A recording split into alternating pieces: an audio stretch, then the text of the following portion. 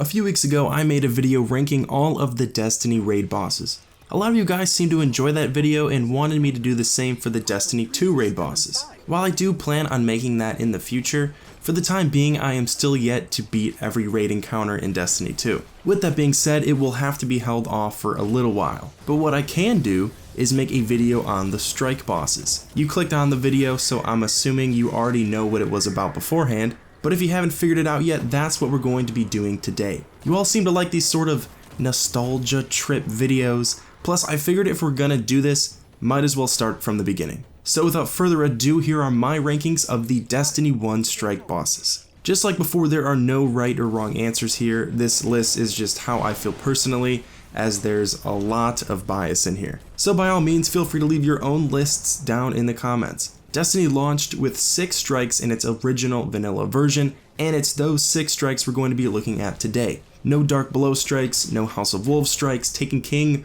Rise of Iron, April update, they won't be included here. And neither will the Siva versions of those old strikes. That decision was made because I don't think you really want to sit here for an hour and listen to me talk about 16 strikes. The strikes being covered today are the Devil's Lair, the Summoning Pits, Winter's Run, the Nexus, Dust Palace, and Cerberus Bay. Going back and playing these strikes was a really weird experience for me. I had a lot of fond memories grinding strikes several years ago, and going back now reminded me that grinding is really all these strikes were good for. Being totally honest, I enjoyed playing through these again, but they were not as good as I remembered them being. A lot of them followed the same pattern of defeating 3 waves of enemies while waiting for a door to open, facing off against some open world public event type mini boss, drive or run past a bunch of enemies, and keep the boss stun locked for about 20 seconds until he dies. I basically had to solo these strikes for the most part, but even still I was able to get through them in about 10 to 15 minutes. None of the bosses had any type of mechanic to them either, they were just roaming bullet sponges. There have been times where I've missed these strikes and thought I preferred them over those found in Destiny 2, but quite honestly I have a different perspective now. I think in theory the thought of going back to those strikes where you could cheese and exploit, that sounds fun, but in practice it's just really repetitive and takes a lot of the immersion out of the game. When you try to rush through something, you don't really enjoy and savor it as much. I think Bungie has made a lot of improvements to Destiny over the years, and I think the strikes are kind of a covert improvement. The system now where you actually complete 3 strikes in their entirety with the guarantee of a powerful reward is much better than rushing through 10 to 20 strikes all day long with the hope that you're going to get what you're looking for, at least in my opinion. Just like before, I'll give you guys some insight on these bosses and then explain why I rank them in the spot they're in.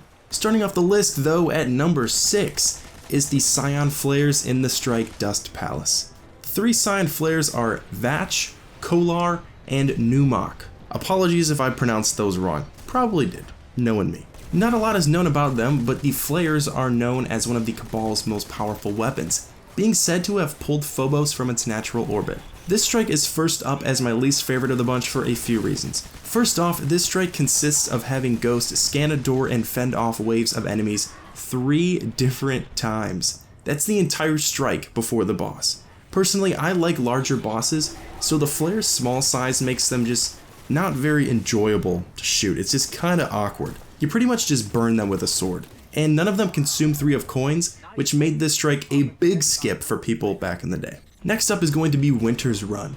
The boss of Winter's Run is Axor, the Archon Priest. The Archon Priest is a fallen Archon for the House of Wolves who served during the Reef Wars. He was responsible for numerous campaigns against both Awoken Enclaves and human settlements. He was imprisoned in the Prison of Elders, but the House of Winter hired the mercenary Tannix the Scarred to break him out, and they tried to restore his ether. This strike isn't bad, but at the same time it's just kind of there. It doesn't really stand out in any way. I know that you can run past a lot of the encounters in vanilla Destiny strikes, but I feel like this is apparent in this strike more than any other, as you can pretty much run past a majority of the mission. After the Archon Priest is another strike found on Venus, that being the Nexus. If you watched my last video on the Vex, then you probably already know a little bit about the Nexus, but this video will go into more detail. The Nexus is a massive, trans-dimensional supercomputer-like virtual network the Vex operates, hoping to incorporate it and themselves into the very fabric of the universe. Sekrion, the boss of this strike, is a massive hydra that lives deep within Venus in charge of converting the planet into a machine world. Due to its defeat being a major setback for the Vex, they try to repair and undo the Nexus Mine's destruction multiple times. This strike pretty much blends in as well as the rest. It's just higher up because some of the nostalgia factors. I think this strike is beautifully designed. This was one of the first heroics that I ever did, so it gets some extra points there. It took me like 3 hours to do by myself. There's just something about the Nexus that I like, even though I can't quite seem to put my finger on it. After the Nexus is everyone's good old pal, Vala Stark, the biggest, baddest space turtle the universe has ever seen. Vala Stark gets a lot of points for basically becoming a meme. Interestingly enough, one of the things that really stood out to me while going back to play through these strikes again for this video was the Vanguard intro while you're loading in. I'm assuming they don't do that anymore because they're trying to limit exposition while flying and put that in the mission instead. But I don't know, in a weird way, I kind of liked getting the scouting report on who we're going after before landing. Zavala's little speech before this strike is basically ingrained in my memory at this point. Either way, Vala Stark led his forces in attempting to secure Meridian Bay against the Vex. During a pitched battle against the machines, both sides suffered heavy casualties when an orbital bombardment directed by the Warmind Rasputin struck the battlefield. Outraged by the unexpected assault, Vala Stark roared orders to his soldiers to have the Scion flares locate the entity behind the orbital strike. He is infamous for conquering more land on Mars than any other Cabal commander. Most people know that, but what a lot of people might not know is that Vala Stark is resurrected by Xol and appears in Destiny 2 as one of the final bosses you must defeat in the Whisper of the Worm quest. I don't think this strike is the greatest, but then again I'm probably going to say that about a lot of the vanilla strikes. I think DLC strikes, and especially Destiny 2 strikes, have since spoiled me. But this is still a fun strike for me. You can run past a lot of it, and no one ever does the tank part legit, but at the very least, you don't have to wait for Ghost and Horde mode during this strike. Killing off 3 different targets is more engaging, despite it not really being all that different. Plus, I dig the soundtrack for this one.